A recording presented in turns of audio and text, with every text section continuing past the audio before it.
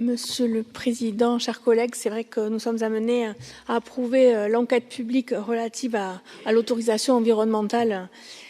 pour les travaux des aménagements ferroviaires du nord de Toulouse, et ça a été dit, qui constitue une opération d'intérêt majeur en termes d'offres de mobilité alternative à la voiture. Et je voudrais préciser que l'on est quand même dans une période cruciale et charnière pour le développement du RER,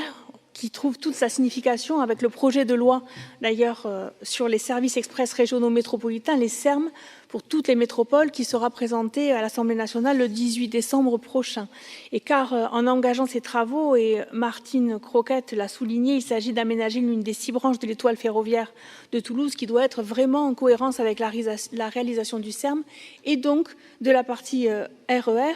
Et ce qui est important, je pense, c'est que son délai de réalisation dans l'agglomération dépendra de ces aménagements et des choix qui sont opérés aujourd'hui, car on le sait, ce sont des travaux qui sont lourds. Et si effectivement on ne prend pas en compte les besoins du RER sur cette branche nord, on n'y reviendra pas avant 30 ou 40 ans.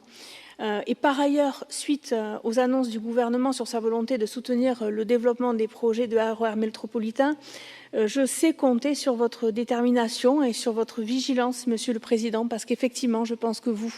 au titre de votre mandat de président du conseil départemental, vous pouvez peser sur ce projet. Et je compte sur votre détermination pour que nous soyons au rendez-vous de l'échéance de juin 2024, parce que le compte à rebours a commencé, date à laquelle nous devons avoir un projet qui permette à la conférence des financeurs de l'examiner de façon favorable, afin que nous soyons dans les 10 projets de SERM bénéficiant d'un financement de l'État. Merci.